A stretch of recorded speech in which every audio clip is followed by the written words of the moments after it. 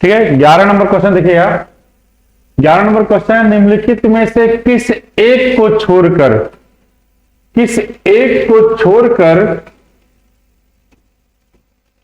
राष्ट्रपति अन्य सभी को अपने पद से हटा सकता है। यानी यहां 4 ऑप्शन दिए गए हैं, 4 ऑप्शन में कोई एक है जिसको राष्ट्रपति हटा नहीं सकता है, बाकी 3 को राष्ट्रपति हटा सकता है। ऑप्शन में जाते हैं, भारत के महान न्यायवादी, इसको राष्ट्रपति हटा सकते हैं, ये राष्ट्रपति के प्रसाद पर्यंत कार्य करते हैं। इस साथ राज्यपाल भी क्या है, प्रसाद पर्यंत राष्ट्रपति कार्य करते हैं। इसका राष्ट्रपति इसकी नियुक्ति भी करता है और हटा भी सकते हैं। उच्च न्यायालय के प्रतिवेदन पर राज्य लोक सेवा आयोग के अध्यक्ष, इसको क्या करेगा, राज्यपाल हटाएगा। राष्ट्रपति नहीं, राज्यपाल के द्वारा हटाया जाएगा। मंत्रिपरिषद को राष्ट्रपति हटा सकता है। तो आंसर क्या होंगे, उच्च न्यायालय के प्रतिवेदन पर राज्य लोक सेवा आयोग के अध्यक्ष को। लेकिन ध्यान रखें, अगर यही राज्य लोक सेवा आयोग संयुक्त राज्य लोक सेवा आयोग हो, जैसे कि 2 राज्यों को मिलकर बना हो, उसको राष्ट्रपति हटाएगा। यहां आंसर होगा, उच्च न्यायालय के प्रतिवेदन पर राज्य लोक सेवा आयोग के अध्यक्ष को राष्ट्रपति हटा नहीं सकता है। आंसर होगा सी। नेक्स्ट क्वेश्चन है कि निम्नलिखित में से किस शहर में नौसेना कमान का मुख्यालय नहीं है। ध्यान रखना, नौसेना कमान 3 जगह है भारत में, 3 जगह क्या है कि नौसेना कमान है। मुंबई किस तरफ है, पश्चिमी, तो पश्चिमी नौसेना कमान कहां है, मुंबई में।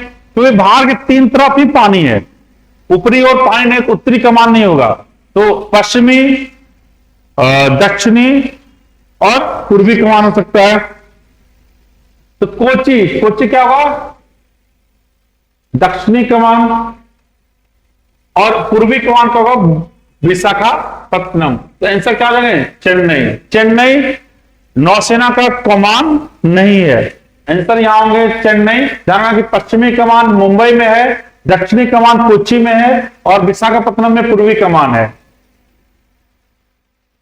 सार्क ध्यान का, सार्क दक्षिण एशियाई संगठन है, ठीक है, south Asian association regional corporation से जुड़ा हुआ है। तो इसकी स्थापना 8 दिसंबर 1985 को हुआ था। 8 दिसंबर 1985 को हुआ था। ध्यान रखिए कि इसमें कुल सदस्य देशों की संख्या 8 है। 8 कुल सदस्य देशों की संख्या है। जो सदस्य देश हैं, इंडिया, पाकिस्तान, नेपाल, भूटान, बांग्लादेश, श्रीलंका, मालदीव, और सबसे लास्ट में अफगानिस्तान। सबसे अंतिम में जो रहा है अफगानिस्तान।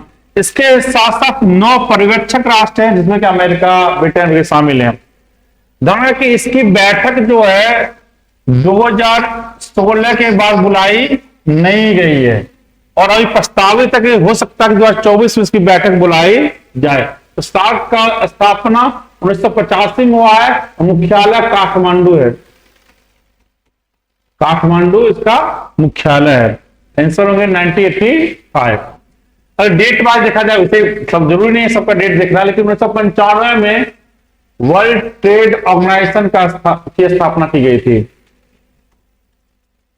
भारत आने के लिए सागरीय मार्ग की खोज वास्को डिगामा ने किया था 1498 ईस्वी में, जब केप ऑफ गुड होप से कालीकट की ओर आए थे। 1498 वास्को डिगामा।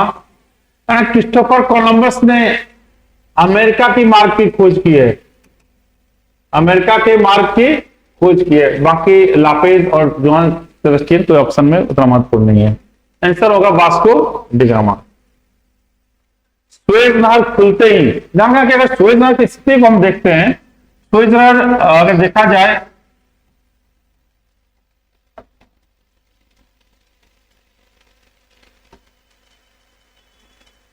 तो इस टाइप, जैसे यहां मेरिडियन सी यानी भूमध्य सागर, यहां लाल सागर को जोड़ती है, यानी सुएज नहर क्या है, इस तरफ है। अब देखते कि लंदन और न्यूयॉर्क, लंदन यहां है, न्यूयॉर्क इस तरफ है, अमेरिका में न्यूयॉर्क है। देखा जाए कि इस तरफ आने के लिए सोचने की जरूरत नहीं है, तो ये नहीं होगा। London Paris, English channel cross करता है, लंदन पेरिस दोनों यूरोप में ही है, इंग्लिश चैनल के अंतर्गत आसपास है, तो ये भी नहीं होगा। लंदन और Cape of Good Hope, Cape of Good Hope कहां है? साउथ अफ्रीका में, इस तरफ है केप ऑफ गुड होप, यानी यहां से आने के लिए यहां डायरेक्ट आएंगे, घूम कर नहीं आएंगे, ये भी नहीं होगा। लंदन और चेन्नई, लंदन से जो पहले मार्ग था इतना लंबा, वो क्या हुआ? अब मार्ग हो गया है। इसका से दूरी समुद्री मार्ग छोटा कहां हुआ है? लंदन और चेन्नई। आंसर क्या हुआ? लंदन और चेन्नई।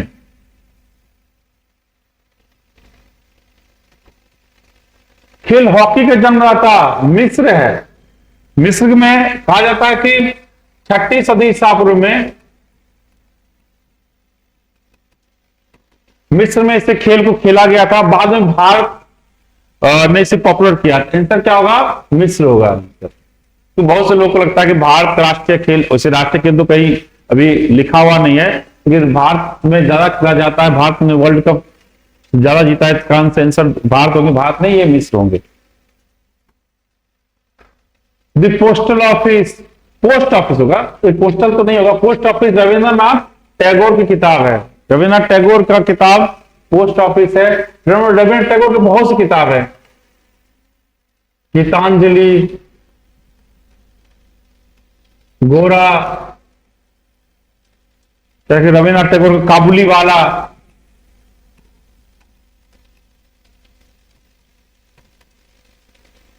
अरविंदो घोष की किताब का नाम जाना कि सावित्री बहुत पॉपुलर किताब है,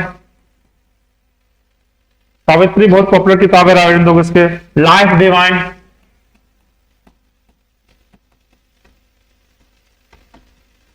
लाइफ डिवाइन क्या है? किताब का नाम है। जयप्रकाश नारायण भी संपूर्ण क्रांति इस टाइप किताब लिखे थे, स्वराज नाम से भी किताब लिखा गया था। आंसर क्या हुआ? रविंद्रनाथ टैगोर। नीचे मुगल बादशाहों के नाम किसी विशेष अनुक्रम में द्योतित हैं, कालक्रम की दृष्टि से कौन सा अनुक्रम सही है?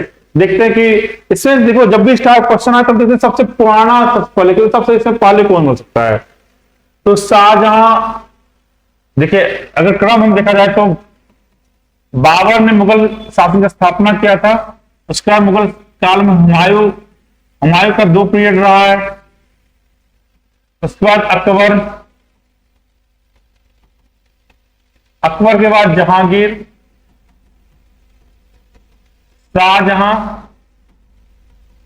और उसके बाद औरंगजेब, औरंगजेब के बाद बहादुर शाह प्रथम से उत्तर मुगल काल चालू होता है। ऑप्शन है, तो देखते हैं कि सबसे पहले इसमें कौन सा दिख रहा है? हुमायूं। हुमायूं एक ही ऑप्शन बन रहा है, हुमायूं, हुमायूं के पुत्र जहांगीर, जहांगीर के बाद शाहजहां, शाहजहां के पुत्र बहादुर शाह। आंसर क्या होगा? बी।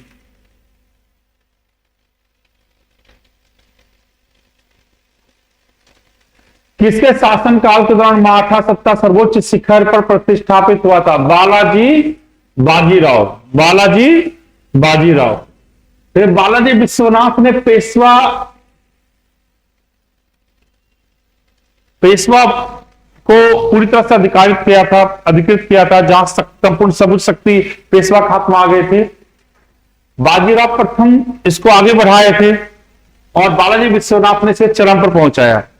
माधवराव प्रथम को इसको द्वितीय संस्थापक कहते हैं, मराठा समाज के द्वितीय संस्थापक माधवराव प्रथम कहते हैं। इनसे क्या? बालाजी बाजीराव। आर्य समाज की स्थापना, आर्य समाज की स्थापना 1875 ईस्वी में दयानंद सरस्वती ने किया था।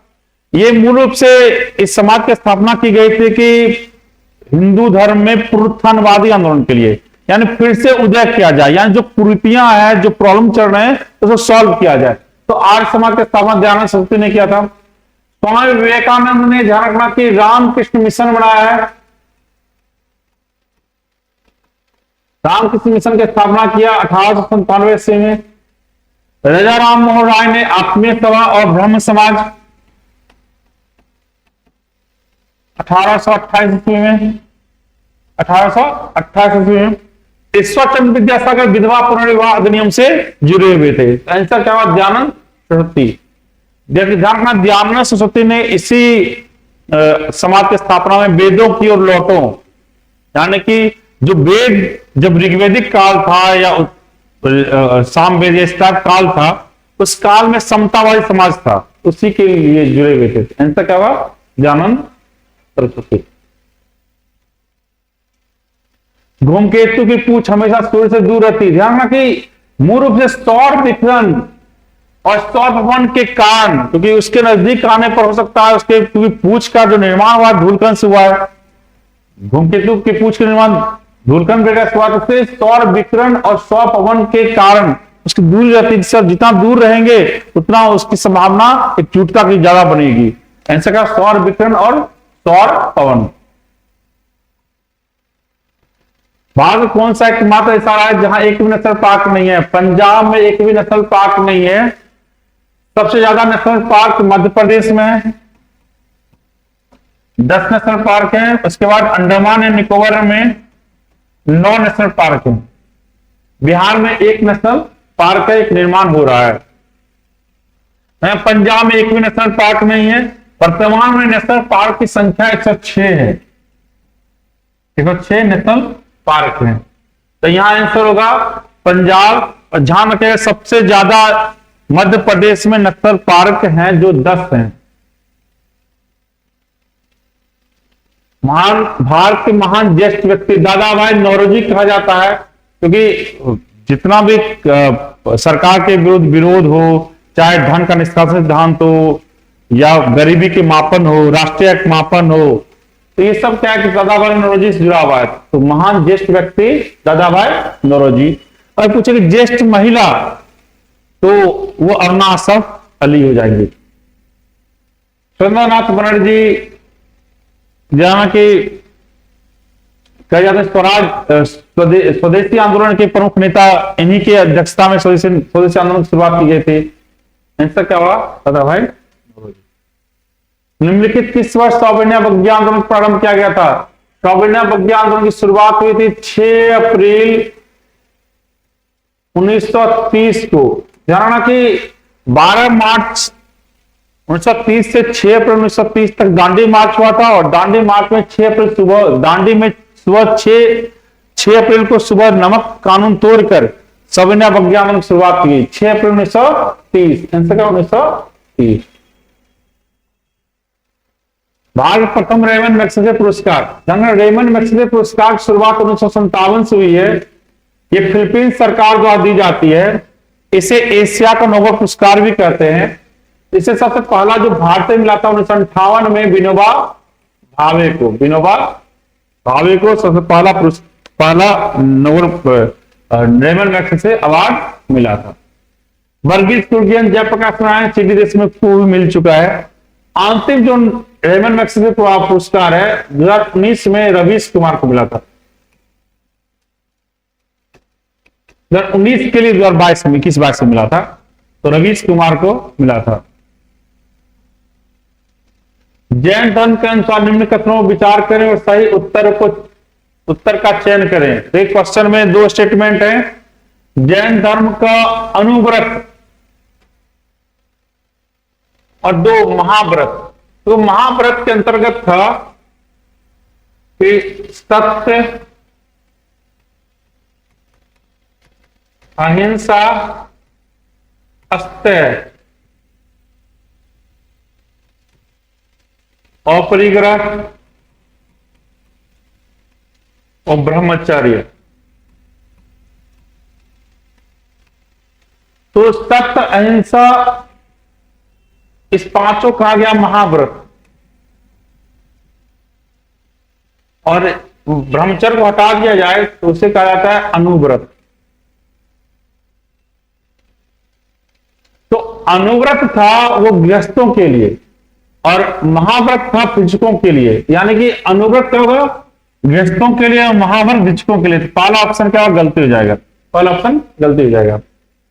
दूसरा, जैन धर्म में ईश्वर के अस्तित्व को नकारा नहीं गया है, किंतु जैन के निचरगय सही है।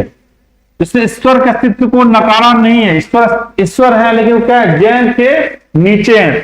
पहला ऑप्शन गलती हो गया। तो आंसर क्या, केवल 2 आंसर होगा। तो 26 का आंसर क्या हुआ? केवल 2। मगध में निम्न शासकों का सही कार्यक्रम क्या है? तो ऑप्शन आ जाते हैं। उदयन हर्यक वंश से जुड़े हुए थे, हर्यक वंश से जुड़े हुए थे, इसका मतलब क्लियर है कि कहीं न कहीं वो सतपाला वंश में से था। शिशुनाग ने हर्यक वंश के बाद शिशुनाग वंश की स्थापना हुई थी, यानी कि उदयन के बाद आएंगे शिशुनाग। शिशुनाग वंश में कालाशोक थे और घनानंद नंद वंश के थे। तो देखते हैं कि हर्यक वंश पहले, इसके बाद शिशुनाग वंश, और इसका क्या हुआ कि यहां नंद वंश। तो क्या हुआ कि 1 4 2 3, 1 4 2 3, आंसर क्या हुआ? सी होगा। आंसर क्या हुआ? सी। निम्नलिखित अभिलेखों में किसने में चंद्रगुप्त मौर्य और अशोक दोनों का उल्लेख है? जहां के रुद्रदामन के जूनागढ़ अभिलेख में, जिसे गिरनार अभिलेख भी कहते हैं, इसमें सुदर्शन झील की बात कही गई है, जिसमें लिखा गया है सुदर्शन झील का निर्माण चंद्रगुप्त मौर्य ने किया था और उसका जीर्णोद्धार अशोक ने करवाया। तो यहां देखिए कि रुद्रदामन 2 नाम है, लेकिन मास्की लिखा, मास्की लिखा नहीं था। रुद्रदामन का जूनागढ़ अभिलेख। स्कंदगुप्त का भी उल्लेख है सुदर्शन झील में, लेकिन वो स्कंदगुप्त के अभिलेख में उतना नहीं कहा जा सकता है। ऐसा क्या? रुद्रदामन का जूनागढ़ अभिलेख। ऋग्वेद में इंद्र के पश्चात अधिकांश ऋचाएं अग्नि के लिए क्या है? अग्नि के लिए क्या गया? 200 ऋचाएं अग्नि के लिए और 250 ऋचाएं इंद्र के लिए। हालांकि ऋग्वेद जो प्रशंसा का वेद है, यहां देवताओं की प्रशंसा की गई है, तो सबसे ज्यादा प्रशंसा इंद्र की गई है, उसके बाद अग्नि का, उसका वरुण का। किसने कलिंग और तथा बंगाल के पाल पर आक्रमण किया, जो कि तमिल प्रदेश से किया गया प्रथम उत्तरी, यहां तमिल दिया है, प्रथम उत्तरी सैनिक अभियान था। साथ ही जिसने इस ऐतिहासिक भ्रम को तोड़ा कि उत्तर से ही दक्षिण को विजित किया जा सकता है, दक्षिण से उत्तर को नहीं। तमिल से जुड़े हुए चोल ने आक्रमण किया था, राजेंद्र चोल प्रथम ने आक्रमण किया था, और उसमें जो पाल वंश शासक थे महिपाल, इसको हराया और अपने आप को गंगकोंड की उपाधि धारण की। तो आंसर क्या होगा? राजेंद्र चोल आंसर होंगे। अकबर के कार्य में हर 10 घुड़सवार सैनिकों के लिए मनसबदारों को 20 घोड़ों को रखरखाव करना पड़ता था, सही है। घोड़ों की यात्रा में आराम देना था, युद्ध के समय उनको बदलना आवश्यक था, ठीक है। ध्यान रखना कि मनसबदारी में 2 व्यवस्था थी, एक थी जाट थी और एक था सवार। पैदल सैनिक जाट कहलाते थे और सवार यानी कि जिसके पास घुड़सवार था। तो घुड़सवारों को मनसब में हर 10 के बाद कि अगर कहीं जा रहे हैं तो क्या होगा, थक गया जिसको आराम देने के लिए, तो हर 10 घुड़सवार सैनिकों के लिए 20 घोड़े, 10 और एक 10 एक्स्ट्रा के लिए। तो ए आर दोनों सही है, आर सही स्पष्टीकरण है। आंसर क्या हुआ? ए। जब भी एग्जैक्शन रीजनिंग हो तो ट्यूपी लगा देंगे, और ट्यूपी का शब्द लगा देते हैं और एक लाइन में लग रहा है, भाव स्पष्ट कर रहा है, आंसर ये होंगे। जैसे कि अकबर के कार्य में हर 10 घुड़सवार सैनिकों के लिए मनसबदारों को 20 घोड़ों को का रखरखाव करना पड़ता था, क्योंकि घोड़ों की यात्रा में आराम देना होता था, युद्ध के समय उनका बदलना आवश्यक था। एक लाइन में कार्य दिख रहे हैं, दोनों सही हैं, तो इनसे कहा ए।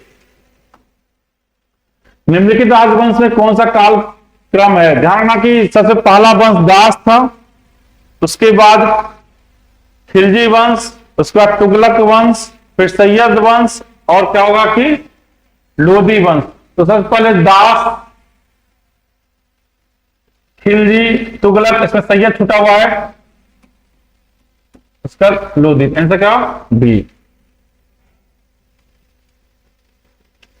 शेष शासकों द्वारा किए गए सुधारों में सम्मिलित है राजस्व सुधार भी किया गया था, प्रशासनिक सुधार भी किया गया था, सैनिक सुधार भी, और करेंसी रुपया, जो शब्द हम लोग यूज करते हैं रुपया शब्द का पहला प्रयोग शेष शासकों ने किया था। तो आंसर क्या हुआ कि सभी। राजस्व सुधार में जब्ती प्रणाली वगैरह शेषासुरी का देन है। सूर्य के संगठन में सहायक है। ध्यान रखना, सूर्य का जो निर्माण हुआ है 71% हाइड्रोजन,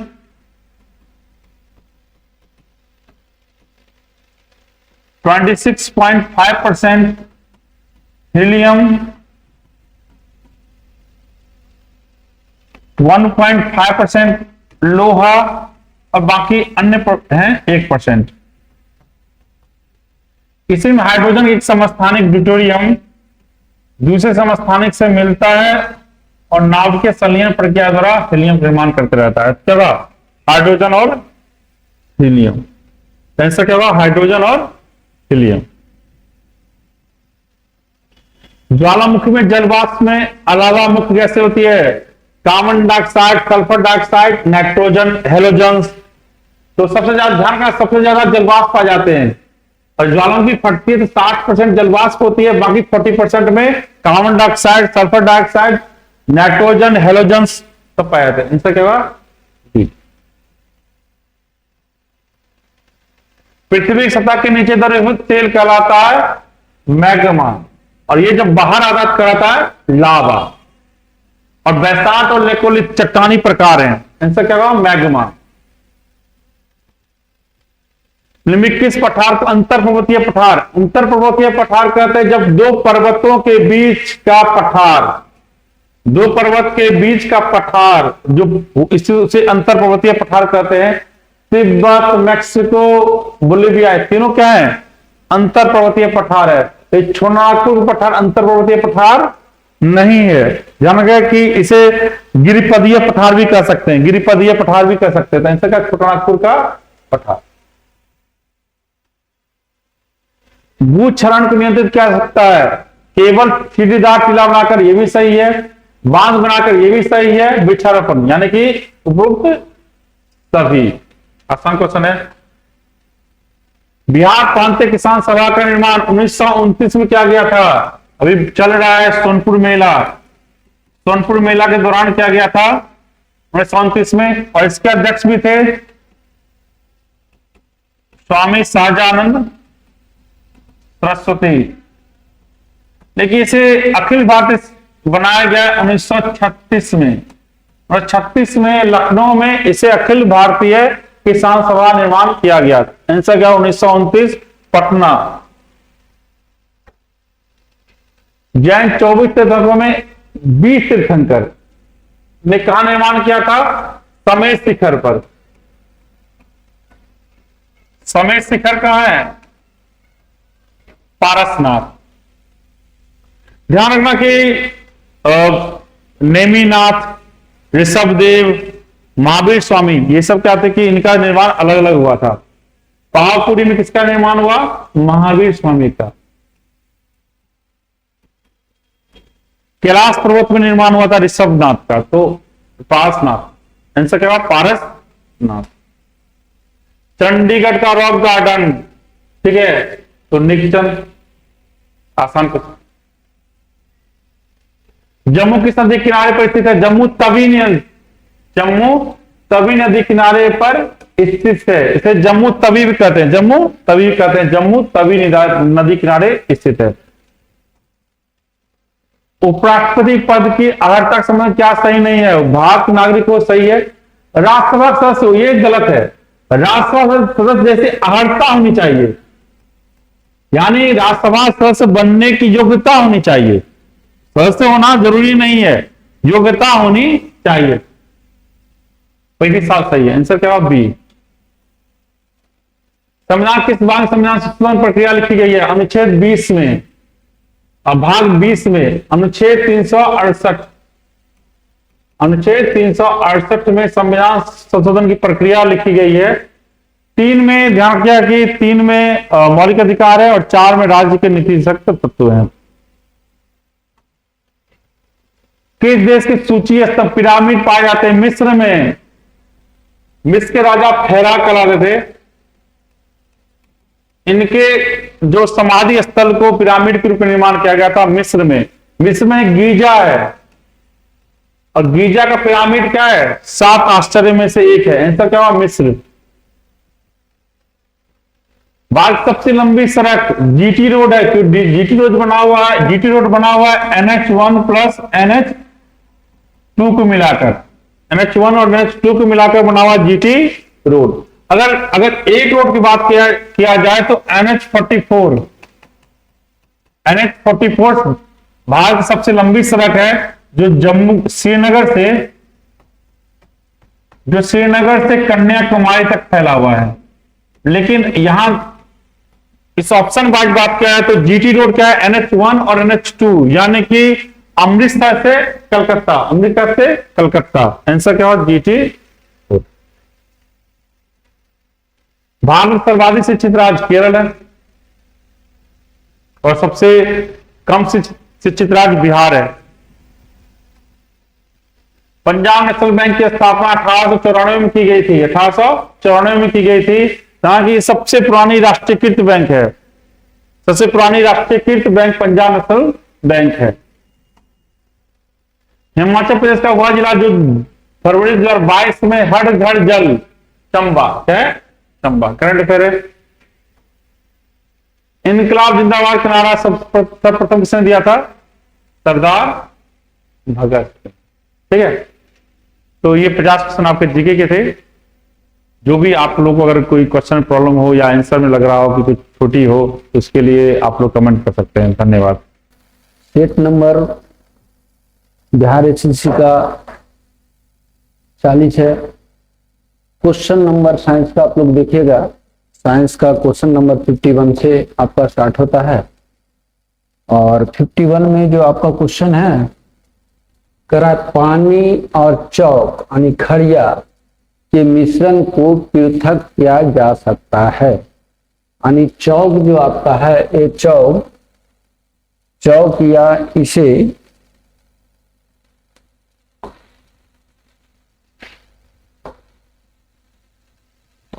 पानी और चौक की मिश्रण के पृथक को किया जा सकता है ना। तो ये आपका चौक दिया है, चौक क्या है, तो चौक कैल्शियम कार्बोनेट CaCO3 को चौक बोला जाता है या खड़िया बोला जाता है।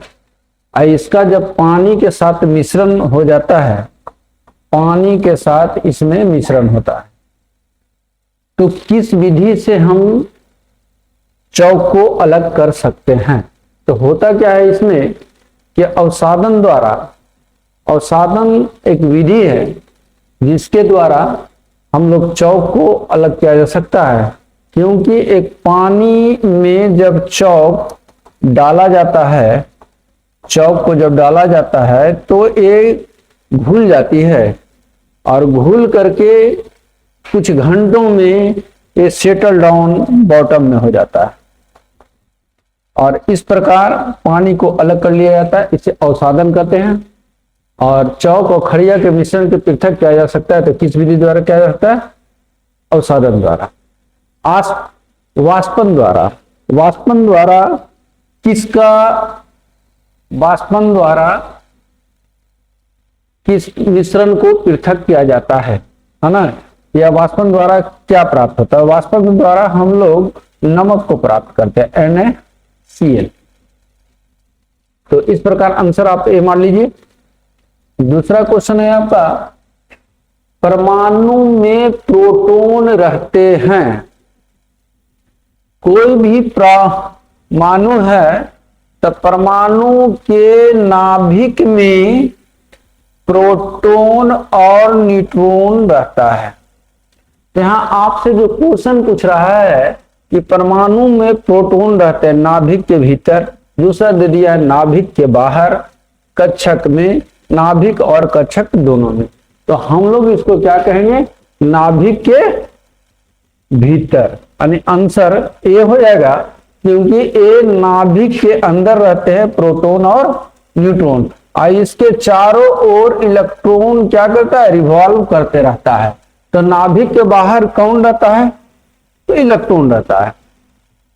इस प्रकार आंसर आप ए मारेंगे। दूसरा है नेक्स्ट 53 नंबर क्वेश्चन में देखिएगा,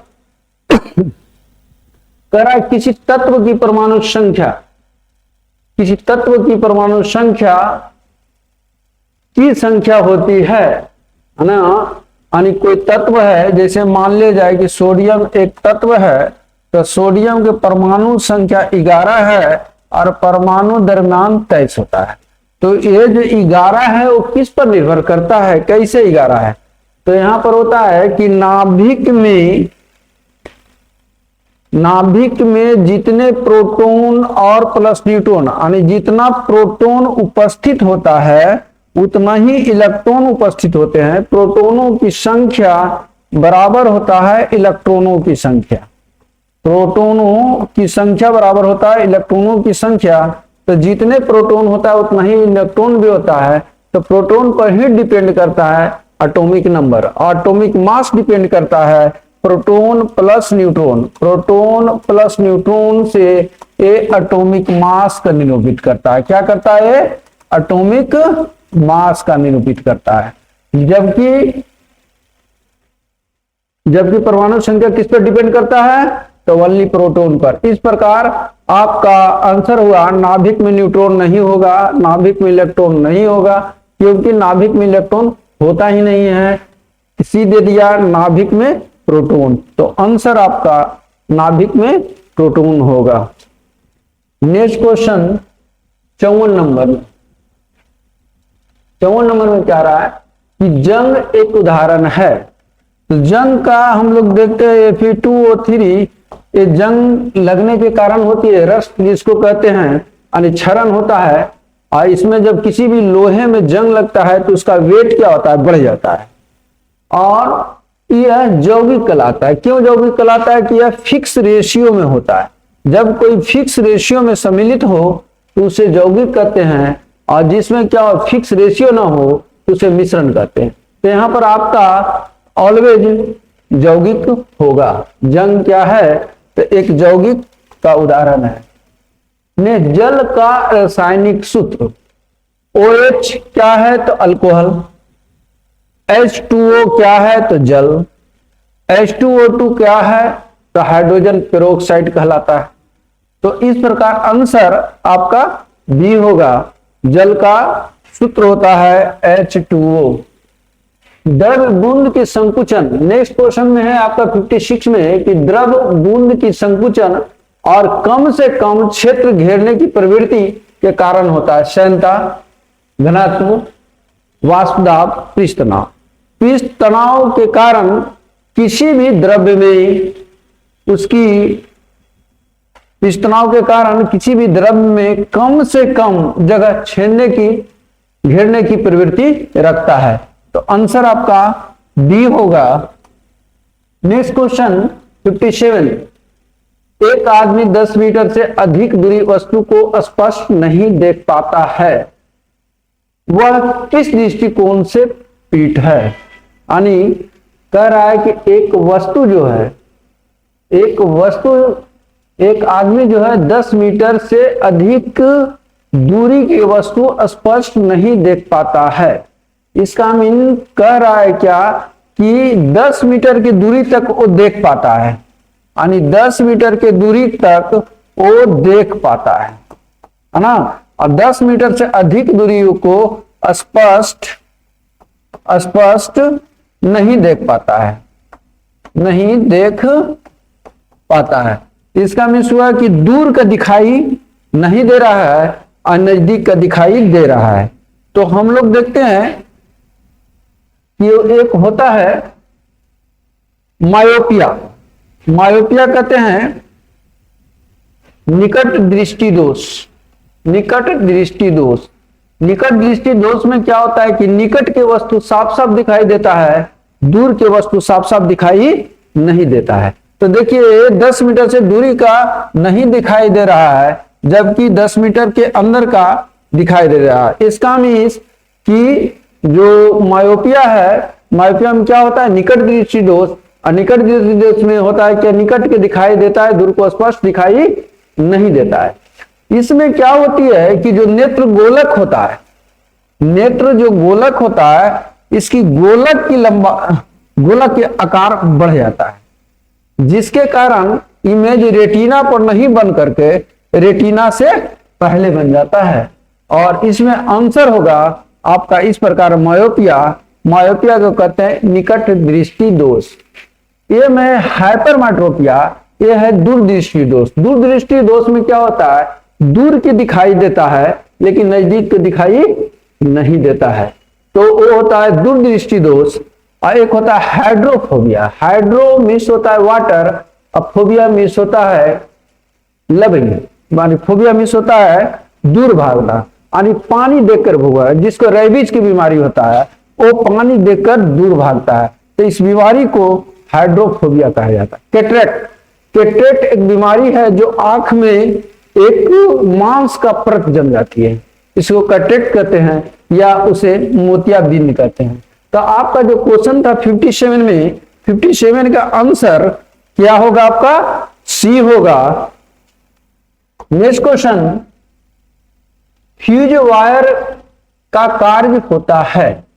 पहला फ्यूज वायर है क्या, है ना, उसको देखना है। फ्यूज वायर मुख्य रूप से लेड और टीन की बने होते हैं, लेड और टीन की बनी होती है, और इसकी तार जो होता है वो पतली होनी चाहिए। इसकी जो गलनांक है निम्न होता है, गलनांक, गलनांक जो होता है वो निम्न होता है। गलनांक क्या होता है, निम्न होता है। और जबकि रेजिस्टेंस इसका क्या होती है, उच्च होता है। रेजिस्टेंस उच्च होता है, गलनांक निम्न होता है।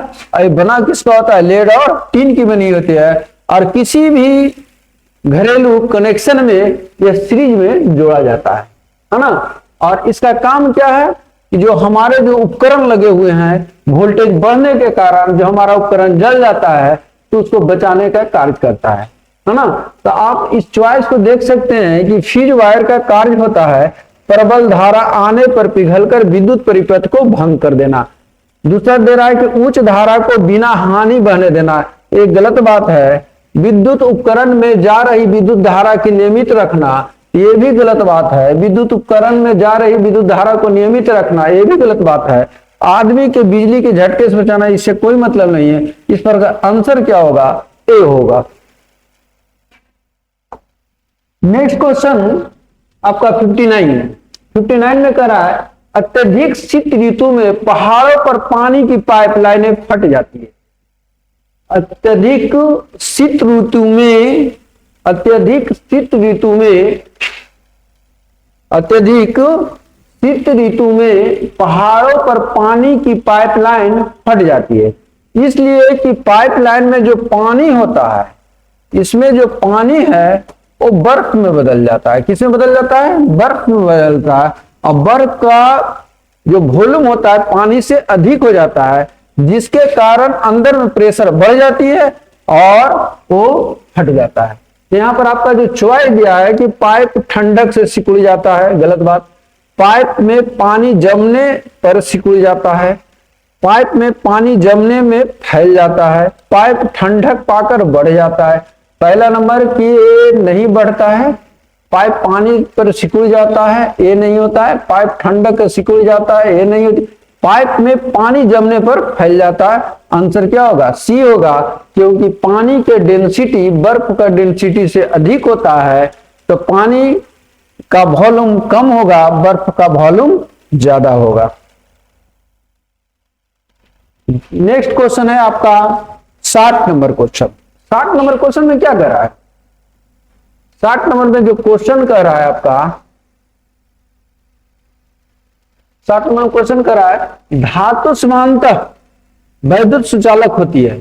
धातु जो समानतः विद्युत का सुचालक होती है, फिर भी विद्युत का चालकता के दृष्टिकोण से सबसे अधिक सुचालक माना जाता है। हम जानते हैं कि धातु लगभग धातु सभी का सभी सुचालक होते हैं, लेकिन कुछ ज्यादा चालक होते हैं, है ना। कोई गुड कंडक्टर होता है, कोई बैड कंडक्टर होती है, लेकिन सबसे ज्यादा जो अच्छी होती है, फिर विद्युत चालकता की दृष्टि सबसे अधिक सुचालक कौन है, तो इसमें सिल्वर है। सिल्वर का अधिक सुचालक है। नेक्स्ट है H2O वाष्प श्वेत निर्जन कॉपर सल्फेट को कर देता है। कैसा छेद प्राप्त होता है, तो नीला। नेक्स्ट क्वेश्चन 62, निम्नलिखित में से कौन निर्जल क्रिस्टल है? निर्जल क्रिस्टल, निर्जल क्रिस्टल उसको कहते हैं जिसमें जल की मात्रा नहीं हो, यानी इसमें निर्जल क्रिस्टल के रूप में देखते हैं तो कॉपर सल्फेट एक निर्जल क्रिस्टल है। हवा का वाष्प घनत्व होता है 14.4। नेक्स्ट क्वेश्चन 64 में, एक परमाणु के 19 प्रोटॉन और 20 न्यूट्रॉन है। एक परमाणु में 19 प्रोटॉन की संख्या 19 है और न्यूट्रॉनों की संख्या कितना है आपका 20 है। उसकी द्रव्यमान संख्या का, द्रव्यमान संख्या बराबर यानी एटॉमिक मास बराबर, एटॉमिक मास बराबर क्या होता है आपका प्रोटॉन प्लस न्यूट्रॉन। प्रोटॉन की कितना आपका 19 है और ये 20 है, टोटल यानी कितना हो जाएगा 39 होगा, यानी टोटल कितना होगा 39। आंसर आपका इस प्रकार डी होगा। नेक्स्ट क्वेश्चन, किसी झील की सतह का पानी बस जमने ही वाला है, झील के अधः स्थल में जल का क्या तापमान होगा? ये बहुत इंटरेस्टेड क्वेश्चन है आपका कि पानी जो है बर्फ बनता है 0 डिग्री सी पर, और 0 डिग्री सी पर बर्फ भी रहता है और 0 डिग्री सी पर पानी भी रहता है। लेकिन जब जल ऊपरी सतह पर, जब भी जल किसी झील में जब भी जल जमता है तो ऊपरी सतह पर जमता है और उसके गर्म पानी उसके नीचे रहता है। तो गर्म पानी का पूछ रहा है आपका कि किसी झील का सतह का पानी बस जमने ही वाला है, एक क्वेश्चन दे दिया है, और झील के अधः स्थल में जल का क्या तापमान है, उसके नीचे का जो जल होगा उसका तापमान क्या होगा? तो ऊपर वाला का तो 0 डिग्री सी होगा, लेकिन उसके नीचे वाला जो गर्म पानी होगी और इसका जो होगा 4 डिग्री सी होगा। Next point, next question 66 number question में आप लोग देखिएगा। 66 नंबर में कह रहा, एक समतल दर्पण का आपतित किरण 60 डिग्री का कोण बनाती है, तो परावर्तन कोण क्या होगा? मान लिया जाए कि ये आपका लंब है, यहां से आपतित किरण 60 डिग्री का होगा, तो परावर्तित किरण भी कितना होगा 60 डिग्री का होगा। इसलिए आंसर सी होगा, है ना। आपतित किरण, परावर्तित किरण। एक प्रकाश वर्ष लाइट ईयर से किसका मापा जाता है? समय का मात्रक है, लंबाई का मात्रक है, तीव्रता का मात्रक है, किसका आपका? तो लंबाई का मात्रक है। नेक्स्ट क्वेश्चन 68, एक आनत समतल के सहारे लकड़ी के ब्लॉक को ऊपर खींचकर पहुंचाना आसान होता है बजाय उधार उठाकर, इसका प्रमुख कारण है। अगर किसी ब्लॉक को डायरेक्ट उठाया जाए तो उसमें बल ज्यादा लगता है, लेकिन उसी ब्लॉक को एक हिस्से को ऊपर उठाकर खींचा जाए तो उसमें बल कम लगता है। तो यहां कह दिया कि भार के केवल एक ही हिस्सा को संभाले रखना होता है, घर्षण कम हो जाता है, दरम्यान कम हो जाता है, जी कम हो जाता है। तो आंसर इस प्रकार ए होगा। नेक्स्ट क्वेश्चन, जब कोई वस्तु एक वृत्त के अनु अचर गति से चलती है, जब कोई वस्तु एक वृत्त के अनु अचर गति से चलती है, कह रहा है कि कोई वृत्त गति, कोई वस्तु है जो वृत्त गति कर रहा है, यानी ये वस्तु का वृत्त गति चल रहा है, तो यहां पर क्या होता है, चाल जो होता है हमेशा यहां पर कह दिया है कि जब कोई वस्तु का एक वृत्त अनु अचर गति से चल रही है, यानी अचर गति से चल रही है, कहने में जो चाल जो है उसका कांस्टेंट है, यानी ये चाल जो है कांस्टेंट है, इसका वेरिएबल नहीं है। लेकिन वेलोसिटी जो होगा, वेग जो होगा, वेलोसिटी जो होगा यानी v से निरूपित करते हैं, ये क्या होगा कांस्टेंट नहीं होगा, ये बदलते रहेगा, यानी बदलते रहेगा, यानी परावर्तित होगा, ये बदलते रहेगा। तो यहां पर वेलोसिटी देखते हैं, यहां पर वेलोसिटी इधर होगा और यहां पर वेलोसिटी इधर होगा, यहां पर वेलोसिटी का डायरेक्शन ए साइड होगा, यहां पर वेलोसिटी का डायरेक्शन ए साइड होगा। यानी कहने की मीन्स हुआ कि प्रत्येक पॉइंट पर वेलोसिटी चेंज होगा, लेकिन चाल चेंज नहीं होगा, है ना। चाल चेंज नहीं होगा लेकिन वेलोसिटी चेंज होगा। अगर वेलोसिटी चेंज होगा तो एक्सेलरेशन होगा, क्योंकि एक्सेलरेशन बराबर होता है change in velocity by time, इसलिए एक्सेलरेशन होगा। एक्सेलरेशन भी होगा, एक्सेलरेशन भी होगा और वेलोसिटी भी होगा, है ना। और साथ साथ चाल जो होगा इसमें कांस्टेंट होगा। अब आपका एक चॉइस दिया है कि जब कोई वस्तु एक वृत्त अनुअचर गति से चलती है तो क्या होगा, उस पर कोई भी कार्य नहीं हो रहा होता है। दूसरा चॉइस दिया है उस पर कोई बल क्रियाशील नहीं है, गलत बात।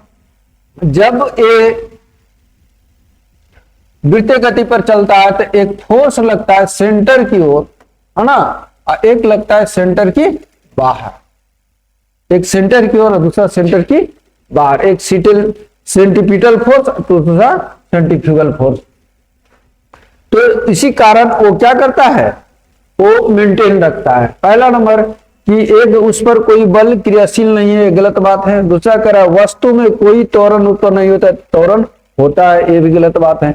उसका वेग सदैव एक समान रहता नहीं, वेग प्रत्येक पॉइंट पर क्या होता है, बदलते रहता है, ये भी गलत बात है।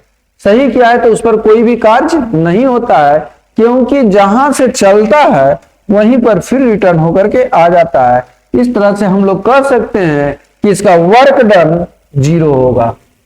नेक्स्ट क्वेश्चन 70 में करा M1 तथा M2 द्रव्यमान की दो कारें क्रमशः R1 और R2 त्रिज्या के वृत्तीय मार्ग पर दौड़ रही है। उनकी चाल इस प्रकार है कि वो एक ही समय के अंतराल में अपने पथ का एक चक्कर पूरा कर लेती है। तो कारों का कोणीय वेग क्या होगा, तो I बराबर mr। तो यहां पर हम लोग कहते हैं कि M1 is to M2, R1 is to R2, ये दोनों बराबर है, यानी कहने की मीन्स कि M1 और R1 दोनों बराबर है M2 और R2 को, इसलिए दोनों एक बार चक्कर पूरा लगाता है एक ही समय अंतराल में। अगला क्वेश्चन 71, पानी के एक बीकर में एक बर्फ का टुकड़ा तैर रहा है ना। कोई बीकर है जिसमें पानी भरा हुआ है आपका, है ना, पानी भरा हुआ है, इसमें बर्फ का टुकड़ा तैर रहा है। तो जब बर्फ पिघल जाएगा तो पानी का स्तर क्या होगा। जैसे जैसे बर्फ पिघलेगा तो जिसका डेंसिटी बर्फ का कम होता है तो वहां पर स्थान छेदते जाएगा, और इस प्रकार पानी क्या होगा, पानी के लेवल में कोई भी चेंजिंग नहीं होगा, ना पानी घटेगा और ना पानी बढ़ेगा, है ना।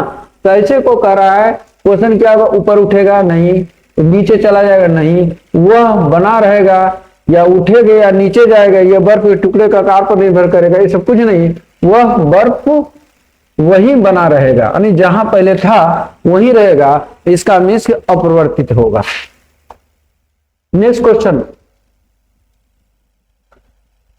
क्वेश्चन में आपका है कि 10-10 ओम के 5 प्रतिरोध चित्र में दिखाए गए अनुसार के जोड़े गए हैं, ए और सी के बीच तुल्य प्रतिरोध क्या होगा, है ना। तो तुल्य प्रतिरोध हम लोग देखते हैं, इसका जब फिगर थोड़ा सा बनाते हैं तो इस फिगर को हम लोग थोड़ा सा मॉडिफाई करते हैं। मॉडिफाई क्या करते हैं, एक यहां से लेकर के यहां खींचते हैं, तो पता क्या चलता है कि ये जो लाइन है आपका, एक जो है इस तरह का एक फिगर बनेगा, इस तरह का हो जाएगा। ये भी आपका 10 ओम है, ये भी 10 ओम है, ये भी 10 ओम है, ये भी 10 ओम है, ये भी 10 ओम है। तो अगर मान ले करंट यहां से बह रही है, यहां जा रही है, तो देखिएगा आप क्या कि इसका गुणनफल और इसका गुणनफल अगर बराबर हो जाए तो इसमें करंट नहीं बहेगा।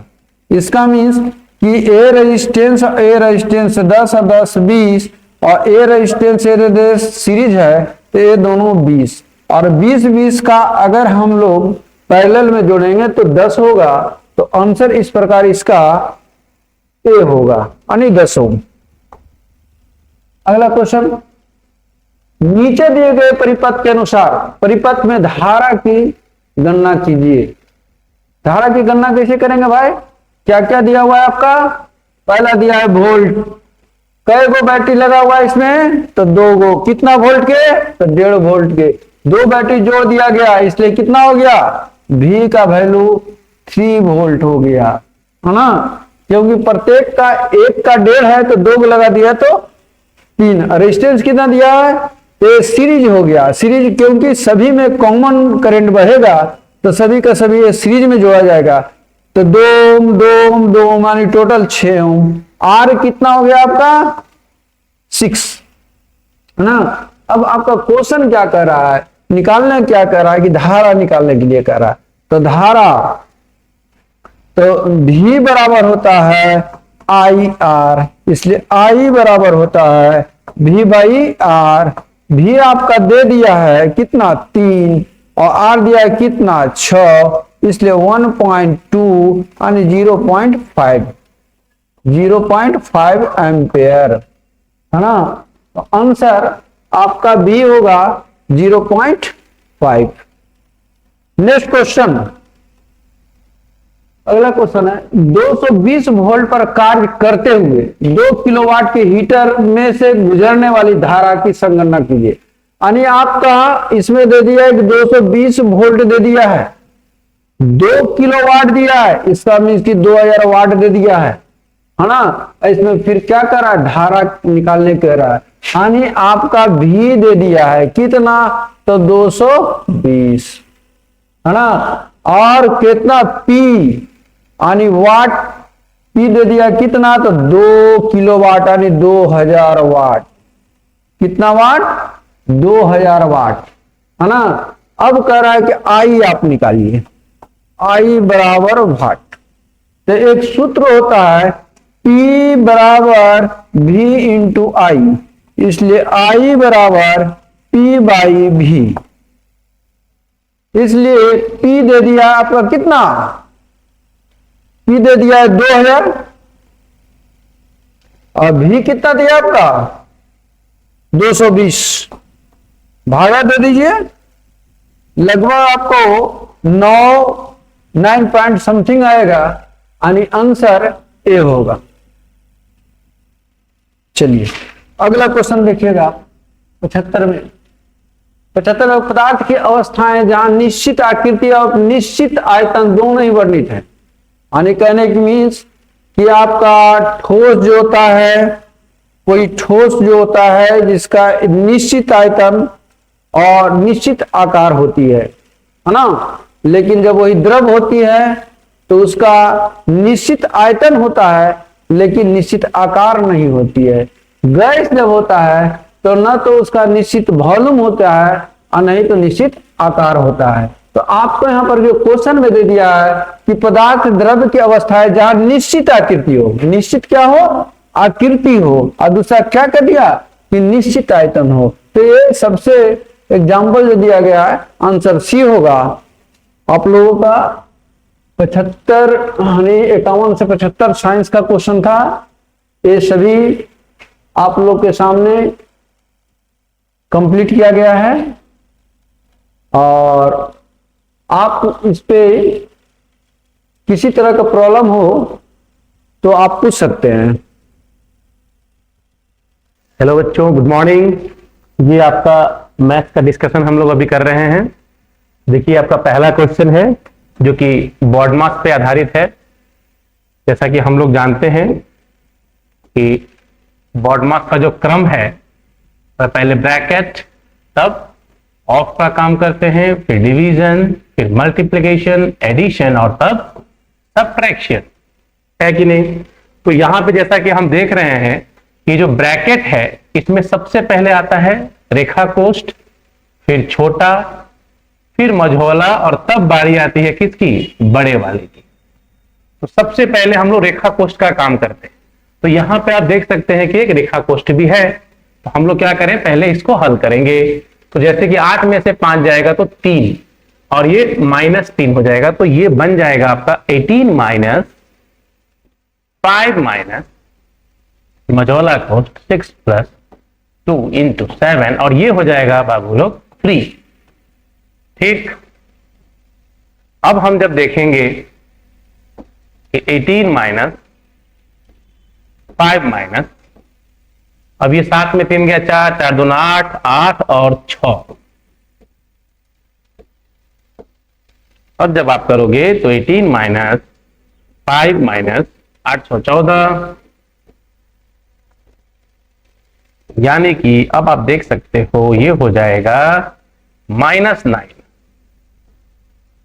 14 में 5 गया तो -9, माइनस माइनस प्लस, और 18 9 22। तो आपका ऑप्शन हो जाएगा बी इसका सही उत्तर। चलिए अगला प्रश्न की तरफ बढ़ते हैं हम लोग। अब ये प्रश्न देखिए, ये सूचक पे आधारित प्रश्न है। तो सूचक के बारे में हम क्या जानते हैं कि मान लीजिए अगर a का पावर m इंटू a का पावर n हो, यदि बेस सेम हो तो घात को आपस में जोड़ा जाता है, और यदि डिवाइड का चिन्ह हो बीच में तो हम लोग आपस में अंतर करते हैं घातों में, यानी कि नीचे वाले को ऊपर वाले घात से घटाते हैं।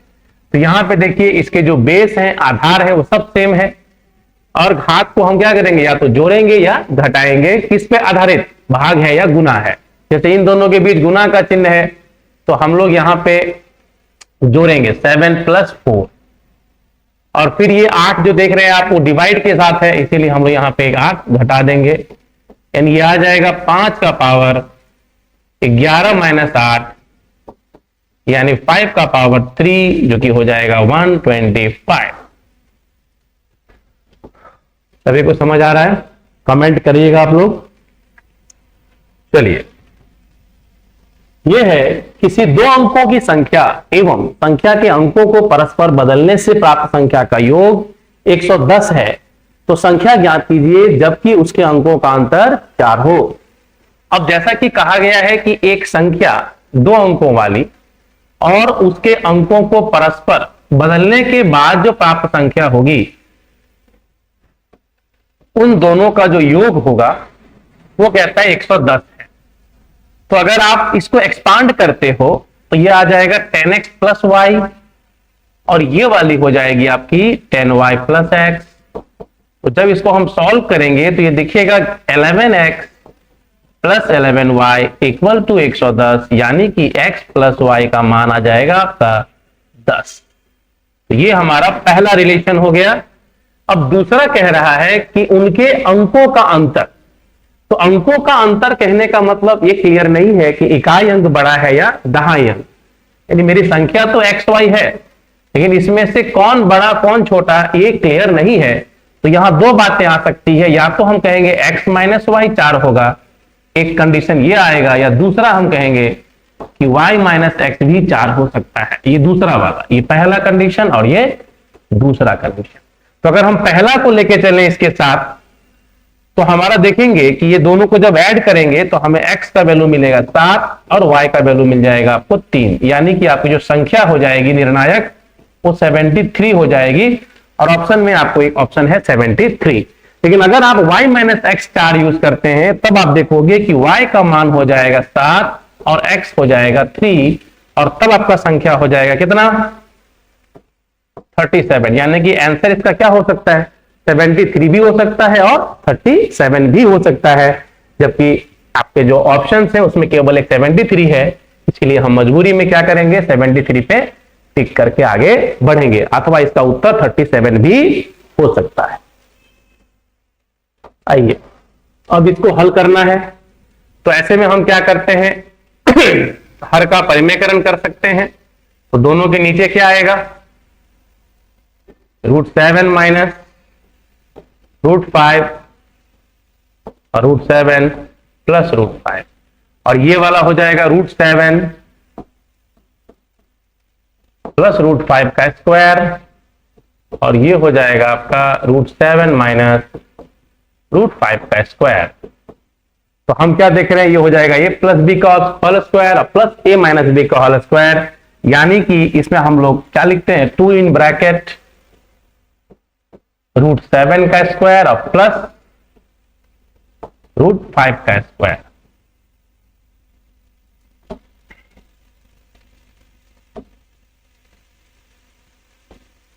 और बटा में a + b × a - b यानी 2। तो 2 2 तो कट जाएगा आपका, और 7 और 5 12।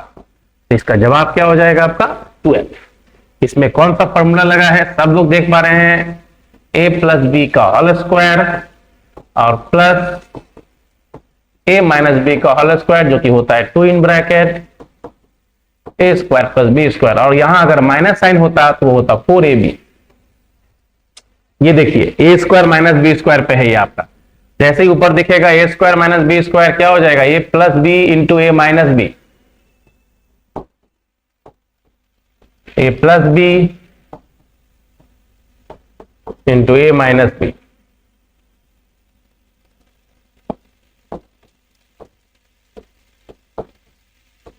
अब आप देख पा रहे हैं कि हमारा ये वाला जो हिस्सा है ये पूरा पूरा कट जा रहा है, दोनों को ऐड करने पे 2 1 3 और 1 4 हो जाएगा। चलिए आगे बढ़ते हैं हम लोग। ये पूछ रहा है कि वह छोटी से छोटी कौन सी संख्या होगी जिसे अगर हम 980 को गुना करें तो प्राप्त गुणनफल जो होगा एक पूर्ण वर्ग बन जाएगा। तो ऐसे प्रश्नों को हल करने के लिए हम लोग किसका इस्तेमाल करते हैं, तो संख्या के अभाज्य गुणनखंड का। तो इसको हम क्या करें, प्राइम फैक्टराइज करें तो क्या क्या दिखेगा हमें इसमें, तो ये दिख रहा है हमें 49 गुना 20। उसका मतलब हो गया कि ये हमारा 7 का स्क्वायर है और 20 में 4 पते 20 यानी 2 स्क्वायर इंटू 5। तो मैंने क्या किया कि हमारा जो 980 है इसका क्या कर दिया, अभाज्य गुणनखंड कर दिया। अब हम देख रहे हैं कि इसमें कहा जा रहा है कि इसको एक पूर्ण वर्ग होना चाहिए। तो किसी भी संख्या के पूर्ण वर्ग होने की शर्त है कि उसके जितने भी अभाज्य गुणनखंड हैं उनका जो घात है, गुणनखंडों का जो घात है, ये सब के सब क्या होने चाहिए, सम होने चाहिए, सम। तो ये तो सम है हमारा, ये सम है यानी इसमें कोई दिक्कत नहीं है, इसमें कोई दिक्कत नहीं है, ये भी कोई दिक्कत नहीं है। ये इसका घात जो है विषम है, ये एक जो है ये विषम है, तो इसको सम करने के लिए हमें क्या करना होगा, तो एक और 5 इसमें हमें गुना करना होगा जिससे कि इसके घात 2 हो जाए। यानी कि इस संख्या में हम किससे गुना करेंगे, अगर एक 5 के पावर 1 से गुना कर दें तो हमारा जो ये संख्या है ये पूर्ण वर्ग बन जाएगा। अर्थात क्या हो जाएगा, 7 स्क्वायर 2 स्क्वायर इंटू 5 स्क्वायर हो जाएगा। यानी ये क्या बन गया, एक पूर्ण वर्ग संख्या बन गया। तो सवाल यही पूछा आपसे कि किस संख्या से गुना करने पे, तो आप क्या कहोगे कि कम से कम आपको इसमें एक 5 से गुना करना होगा। अगर भाग देने के लिए कहा गया होता, अगर कहा होता भाग देने के लिए, तब भी हम क्या कहते, भाग भी देना होगा तो हम इसमें 5 से ही भाग देते, जिससे कि क्या होता, ये खत्म हो जाता और वो संख्या फिर से एक पूर्ण वर्ग बन जाता। आइए, यदि 9 आदमी किसी काम को 16 दिनों में पूरा करते हैं, अगर 9 आदमी किसी काम को 16 दिनों में पूरा करते हैं तो कितने आदमी उसी काम को 24 दिनों में पूरा करेंगे। यानी M1 D1 equal to M2 D2, यही वाली फॉर्मूला हम लोगों ने इसमें यूज किया। जब सॉल्व करेंगे तो 16 9 144 और ये 24M, तो जो M का मान है वो आ रहा है 6। यानी हम क्या कहेंगे कि 6 आदमी उस काम को 24 दिनों में पूरा कर सकते हैं। चलिए अगला सवाल कहता है कि एक नाव जल नौ बहते हुए यानी कि शांत जल में, एक नाव की चाल दी गई है आपको शांत जल में, कितने का है, 13 किलोमीटर पर आवर का। और कहता है कि यदि धारा की गति 4 किलोमीटर प्रति घंटा है तो 68 किलोमीटर की दूरी को अनुप्रवाह अर्थात बहाव के अनुकूल चलने में नाव को कितना समय लगेगा। तो हम जान रहे हैं कि आपको इसमें धारा का भी, प्रवाह का जो चाल है, धारा की जो गति है उसका दिया हुआ है, धारा की गति वो दिया गया आपको 4 किलोमीटर प्रति घंटा।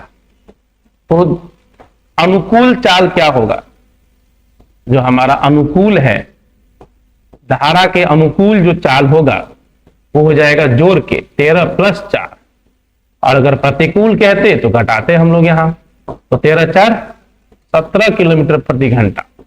और अब सवाल पूछ रहा है कि बताइए कि नाव को कितना समय लगेगा। तो नाव को समय लगेगा धारा के डाउन स्ट्रीम जाने में कुल दूरी बटा में इसका जो चाल निकाला हमने 17, यानी केवल और केवल 4 घंटे में वो अपना काम कर लेंगे, यानी कि उस दूरी को तय कर लेंगे।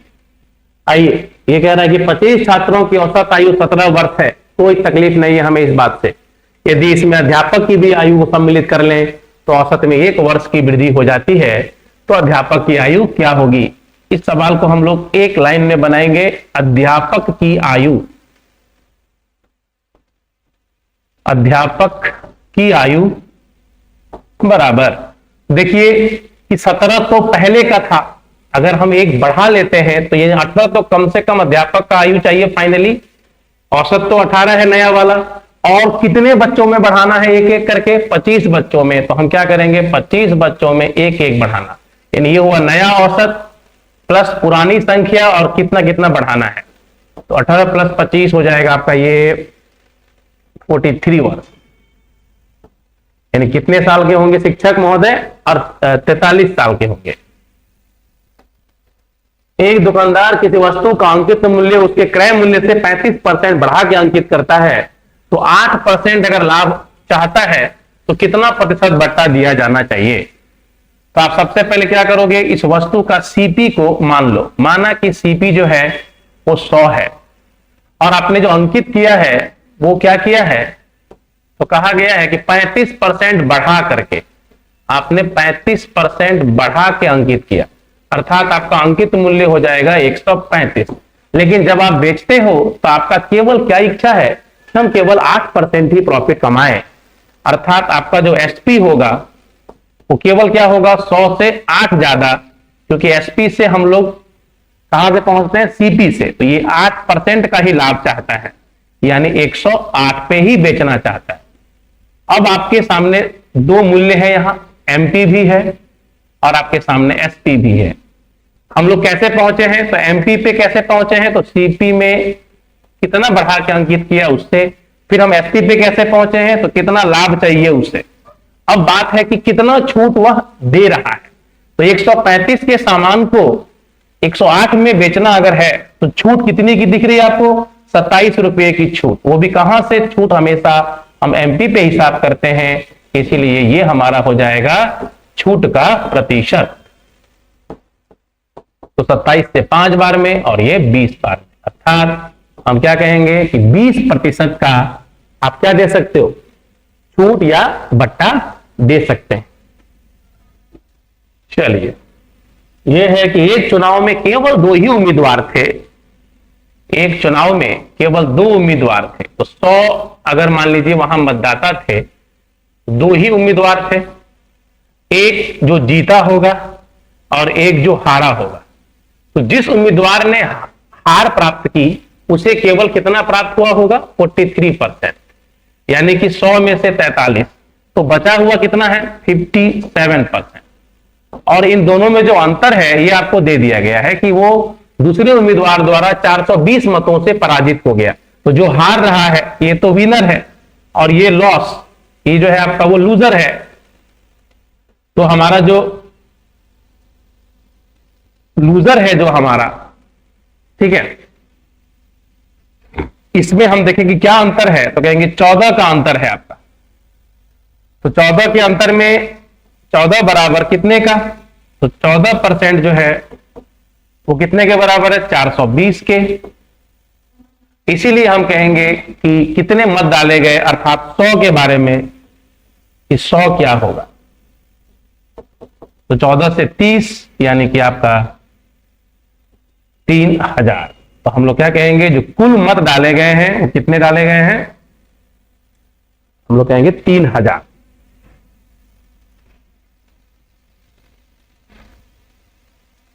चलिए, ऐसी आइए, अब है कि एक आदमी की उम्र अपने लड़के की उम्र में, लड़के की उम्र से 24 वर्ष अधिक है। एक आदमी है जिसकी उम्र जो है उसके लड़के की उम्र से 24 वर्ष अधिक है, ठीक है, दोनों में डिफरेंस जो है वो 24 वर्ष का है। और कहता है कि 2 वर्षों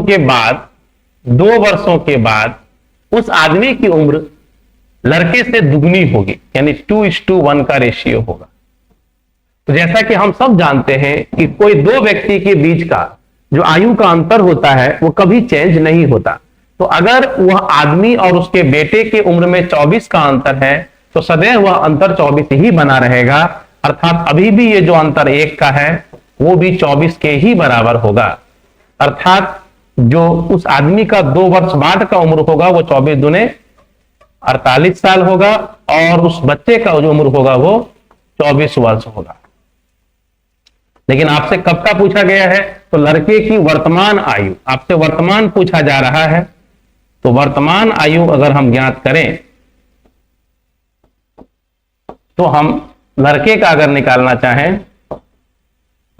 तो हम क्या कहेंगे, 24 में से 2 घटाएंगे क्योंकि 2 साल बाद वाला आयु है, और ये हमें दे देगा 22 वर्ष। तो 24 में 2 गया तो 22 वर्ष। ठीक, चलिए अब ये है a-b दिया हुआ है, a² + b² पता है, ab का मान। तो हम सभी एक फॉर्मूले से अवगत हैं कि a/b का होल स्क्वायर जो होता है ये होता है a - 2ab और प्लस b²। तो यहां पे अगर हम लोग a - b का मान रख देते हैं 3² a² + b² को एक साथ ले लें और -2ab को रहने दे यहां, तो ये तो 9 हो गया, और a² + b² 29 है और -2ab। तो हमारा जो ab का वैल्यू है ये 20/2 हो जाएगा, अर्थात हम कह सकते हैं कि 10 होगा। तो ab का ही मान पूछा गया आपसे, कितना दिख रहा है आपको? वो 10। अब कहता है रामू एक पुराना स्कूटर 4500 रुपए में खरीदता है और 800 रुपए में उसकी मरम्मत पर खर्च करता है और स्कूटर को 5800 रुपए में बेचता है, तो उसका प्रतिशत लाभ ज्ञात करें। तो हमेशा याद रखिए कि जो लाभ की गणना की जाती है प्रतिशत लाभ की, वह लागत मूल्य पे की जाती है। तो इस वस्तु का जो लागत मूल्य होगा उसके बारे में थोड़ा सा ध्यान रखेंगे कि लागत मूल्य यहां सीपी के बराबर नहीं है। यहां जो लागत मूल्य है वह आपका सीपी के बराबर नहीं है।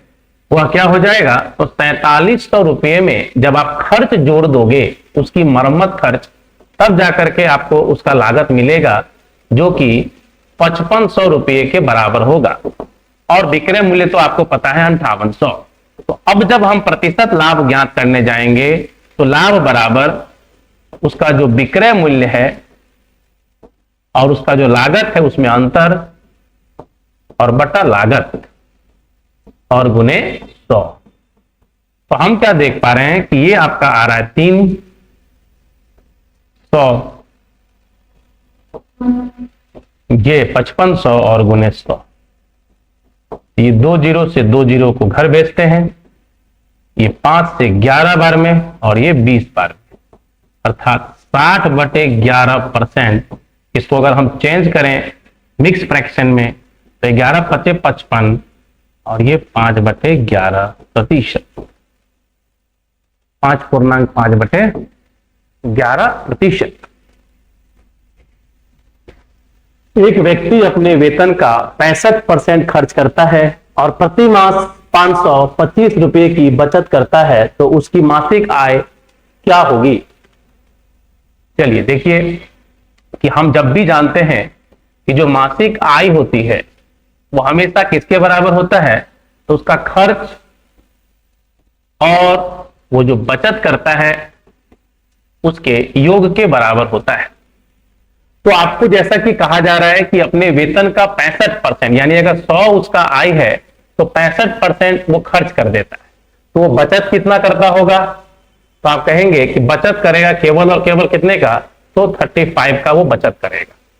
तो 35 जो है वही आपको दिया गया है कितने के बराबर? 525। तो आप कहेंगे चूंकि उसके वेतन का 35% जो है वो 525 है, तो उसकी मासिक आय अर्थात 100 क्या होगी? यही आपको मिल जाएगा उस व्यक्ति का मासिक आय। तो 5 से अगर कट करते हैं आप तो आप 15 से सीधा कर सकते हैं। 15 बजे 75 का 5, 15 से 45 तक, यानी ये 15 बार में कट रहा है आपका ये। ठीक है, तो डायरेक्ट हम कह सकते हैं कि उसकी जो मासिक आय होगी वो कितनी हो जाएगी, 1500 हो जाएगी। 15 से वो कट रहा है। चलिए इसके बाद हम लोग देखते हैं अगला सवाल कि अंशु के अंग्रेजी में प्राप्तांक विज्ञान में प्राप्तांक के दुगने हैं, यानी कि इंग्लिश, साइंस और एक है कौन सा और, विज्ञान और गणित, एक मैथ भी है। 3 तरह के सब्जेक्ट हैं। अब इन तीनों के बारे में रिलेशनशिप में यानी अनुपातिक कुछ कंपैरिजन किया गया है कि अंग्रेजी में प्राप्तांक विज्ञान से दुगने हैं, यानी विज्ञान में अगर 1 नंबर उनको आता है तो यहां उनको 2 नंबर आ रहा है, और उनके अंग्रेजी, विज्ञान और गणित में कुल प्राप्तांक 180 है। इन सबका सम दिया गया है 180, और कहता है कि अंग्रेजी और गणित के प्राप्तांकों में 2:3 का, अंग्रेजी और गणित में 2:3 का, तो आसान हो गया, अगर ये 2 तो ये 3 का। अब आप आसानी से देख सकते हो कि अनुपात भी पता है और इसका योगफल भी आपको पता है, यानी कि 3 2 5 1 6, तो ये तो हो गया सोने पे सुहागा। तो एक अनुपात का मान आ जाएगा 30। अब आप कह सकते हो कि अंग्रेजी में उसको मिलेगा 60 नंबर, साइंस में मिला है उसको 30 नंबर और मैथ में मिला है उसको 90 नंबर। यानी कि आप लोग की तरह ये मैथ में बहुत अच्छे हैं, है ना। तो सवाल पूछ रहा था कि विज्ञान में कितने अंक मिले हैं, तो आप क्या कहोगे, 30 मार्क्स। अब यहां है कि 250 मीटर और 50 मीटर का एक आयताकार क्षेत्र में मिट्टी की 10 सेंटीमीटर मोटी परत चढ़ानी है, तो इस कार्य के लिए कितने मिट्टी की आवश्यकता होगी। देखिए हम निकालते हैं मिट्टी की जो रिक्वायरमेंट होगी उसकी आयतन, मिट्टी की आयतन, कितना मिट्टी आपको लगेगा वह बराबर, तो आयताकार क्षेत्र का क्षेत्रफल, आयताकार क्षेत्र का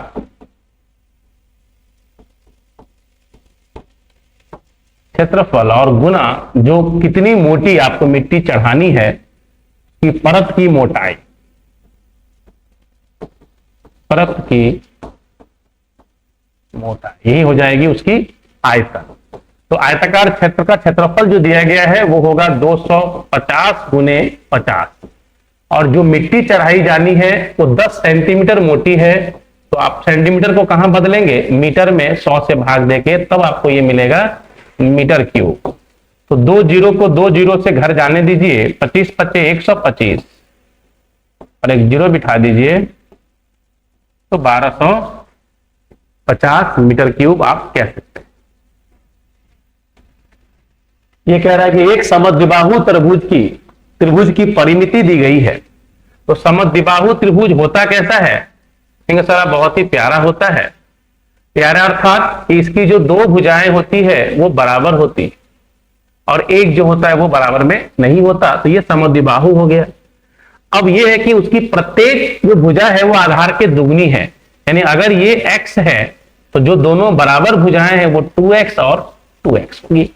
अब आपको परिमाप दिया गया है तो आप क्या कह सकते हो कि 5x यानी कि 2x प्लस x बराबर में 20, तो 5x का जो मान है वो 20 है, तो आपको x का मान मिल रहा है 4, अर्थात आप आसानी से तीनों भुजाओं का मान निकाल सकते हैं, जो क्या होगा क्रमशः 4 सेंटीमीटर, 4 दूने 8 सेंटीमीटर, फिर 4 दूने 8 सेंटीमीटर, अर्थात 4 8 8, यही आपका हो जाएगा तीनों भुजाओं की लंबाई।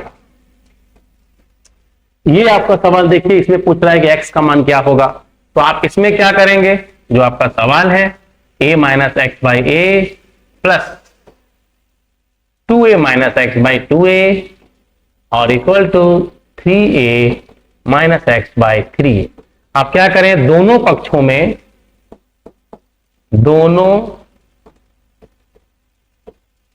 पक्षों में 6a से गुना करें।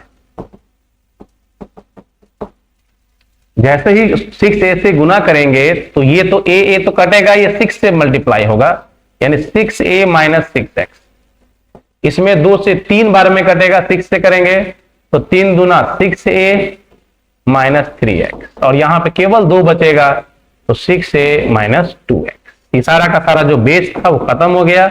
अब आप एक कहेंगे 6a से 6 से गया, ये 6 और 3 माइनस 9 उधर जाएगा तो प्लस 9 होगा, 9 में 2 जाएगा तो 7 आ जाएगा, और इधर है आपका 6a।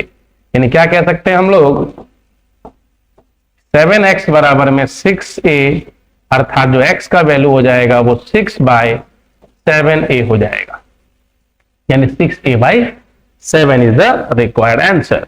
आशा करते हैं आप सभी लोग समझ पा रहे हैं। अवश्य कमेंट करें, लाइक करें।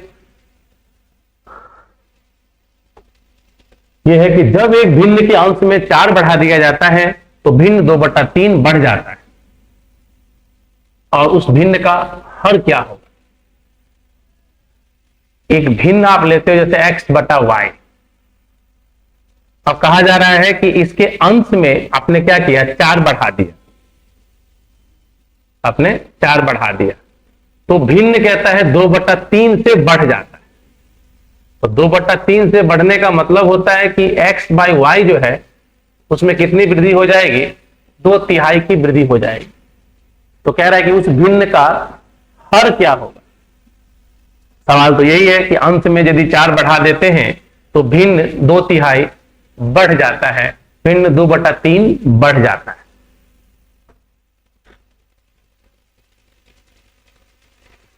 चलिए, अब 2/3 बढ़ जाता कह रहा है कि प्लस केवल 2/3 बढ़ जाता है। देखते हैं हम लोग इसको अगर सॉल्व करते हैं तो ये हो जाएगा x/y plus 4/y equal to x/y और 2/3। तो हम जब यहां पे इसको अलग अलग करके लिखे हैं तो ये तो दोनों कट जा रहा है, तो ये मिल रहा है कि 4/y इक्वल टू 2/3। हम कह सकते हैं कि यहां पे हमारा जो 2y है वो 12 के बराबर हो रहा है, यानी y का मान जो है वो 6 आ रहा है, और y ही जो है हमारा वो क्या है, उस भिन्न का हर है। नीचे वाला ही क्या है मेरा, ये हर है आपका,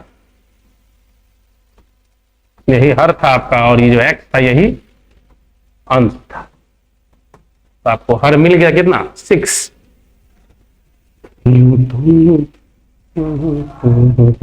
अगला सवाल, ये 81 रुपए की राशि को ABC में इस प्रकार वितरित किया जाना है कि B को A से 7 रुपये अधिक तथा C को A के दुगने से 6 रुपया कम मिलता है।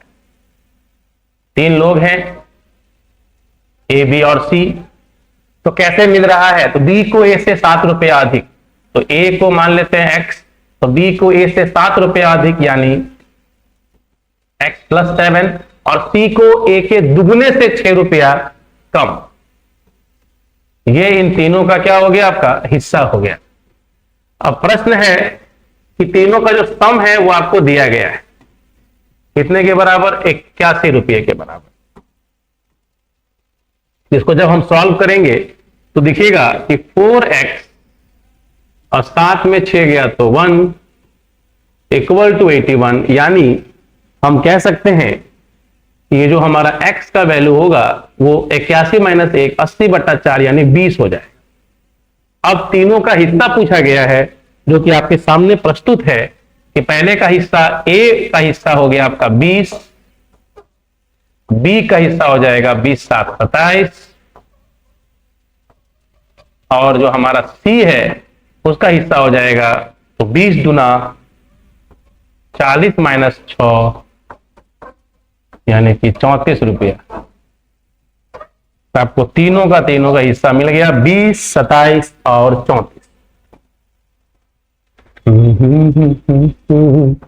ये कह रहा है कि जतिन, अमृत तथा नीरज 520 रुपए में किराए पे एक कार लेते हैं और वे क्रमशः उस कार को कोई 6 घंटा चलाता है, कोई 9 घंटा चलाता है, कोई 11 घंटा, तो इसका जो किराया होगा वो अनुपातिक रूप में देते हैं।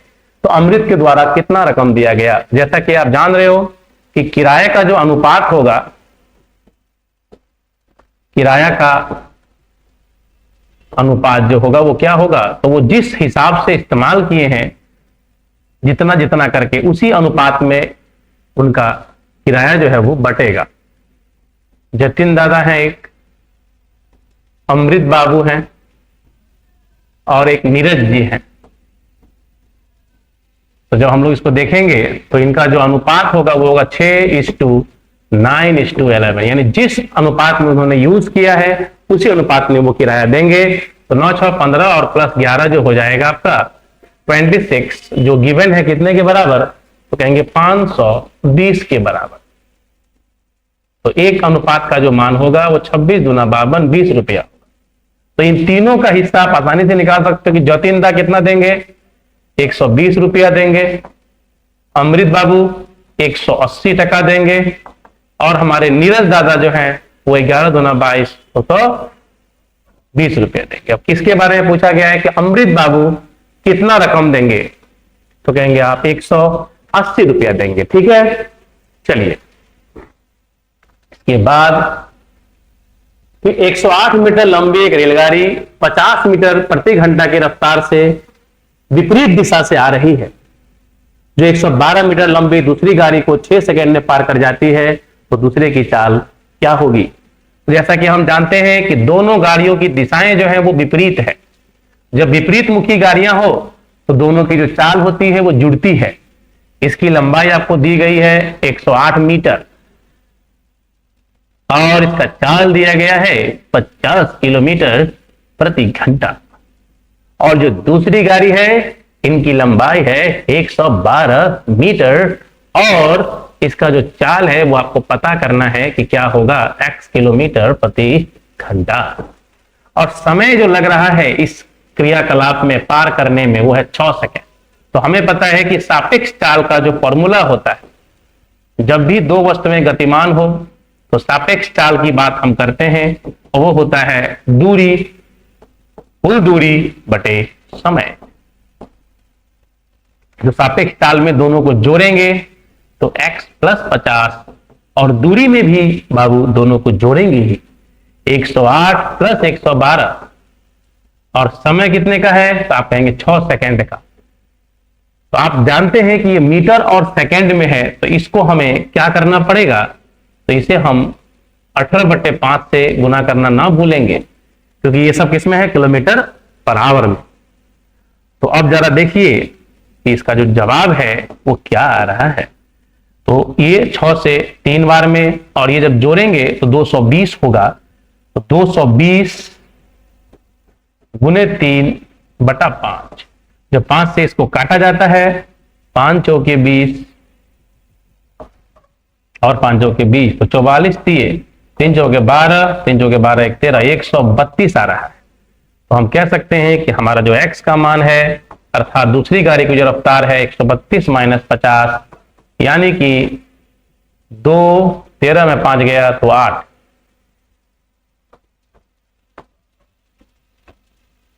तो हमारा जो रफ्तार हो जाएगा वो हो जाएगा 42 किलोमीटर प्रति घंटा। ये क्या हो जाएगी, आपकी दूसरी गाड़ी की जो रफ्तार है वो आपकी हो गई 82 किलोमीटर प्रति घंटा। चलिए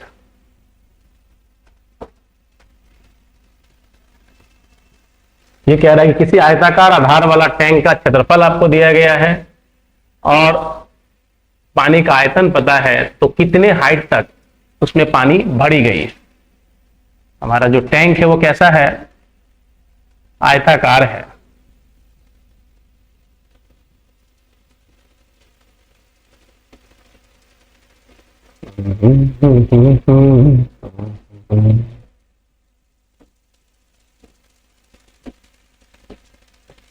इस तरह का एक टैंक है।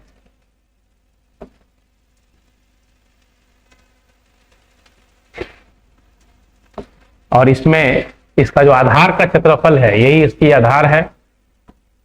तो आधार का क्षेत्रफल आपको दिया गया है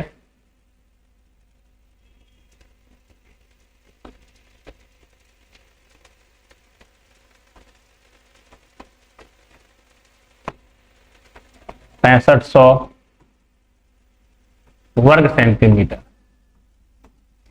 और टैंकी में कुछ हद तक पानी है, कुछ हद तक टैंकी में पानी है, ठीक है।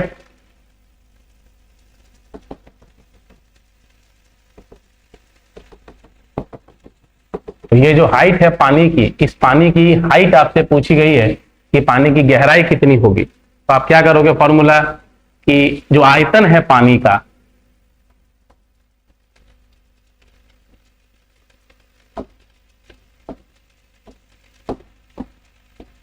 पानी का आयतन बराबर आधार का क्षेत्रफल और गुणे पानी की गहराई।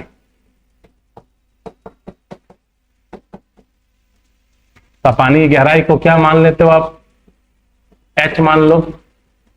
तो अब हम लिखेंगे पानी का आयतन आपको दिया गया किसमें, घन मीटर में, तो 2.6 घन मीटर।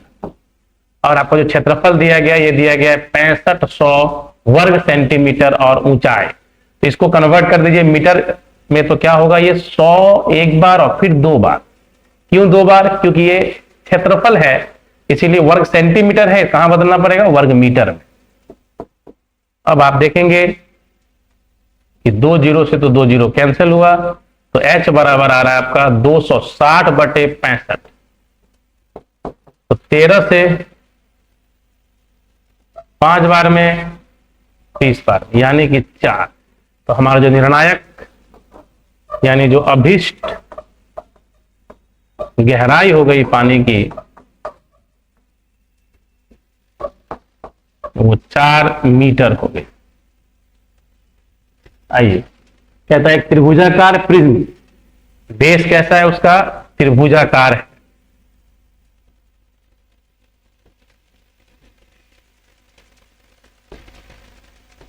इस तरह का एक प्रिज्म है।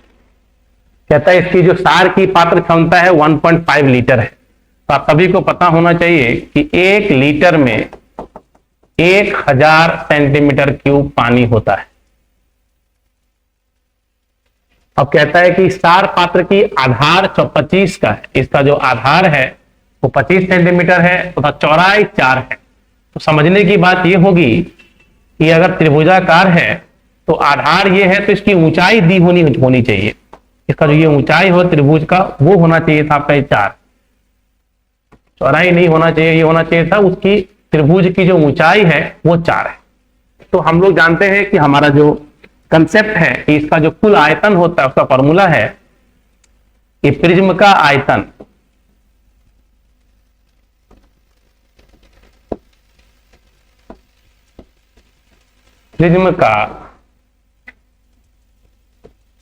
आयतन ये है आपका आधार का क्षेत्रफल और गुने ऊंचाई। तो आपसे तो ऊंचाई ही पूछी गई है, तो आप मान लें कि इसका ऊंचाई h है। तो हम लोग जब इसको सॉल्व करते हैं तो प्रिज्म का आयतन आपको दिया गया है 1.5 लीटर। इसमें किससे गुना कर दें हम लोग, 1000। आधार का क्षेत्रफल हम कैसे निकालें, अगर त्रिभुजाकार है तो हाफ गुने इसका आधार और गुने ऊंचाई, और इनटू आपको जो हाइट निकालनी है वो हाइट। सभी किसमें है, सेंटीमीटर में है। ध्यान से देखेंगे इकाइयों को। क्षेत्रमिति में जो आपके दिमाग में सबसे इंपॉर्टेंट बात है वो क्या होती है, इकाई। इकाई का जरूर ध्यान रखेंगे कि किसका इकाई क्या दिया हुआ है ना, कौन सेंटीमीटर में है, कौन मीटर में है, ये सब ध्यान देना है। अब यहां पे आप क्या देखोगे कि 2 से 2 बार में कटाइए, और ये आ रहा है आपका 1 जीरो तो कट जाएगा, 1500 50h, यानी h का मान आ जाएगा आपका 30। यानी जो अभिष्ट निर्णायक अभिष्ट ऊंचाई वो आपकी हो जाएगी कितनी, तो 30 सेंटीमीटर। ठीक है, तो आशा करते हैं सभी लोग समझे होंगे। जो भी परेशानियां हो आप कमेंट करें, लाइक करें। धन्यवाद।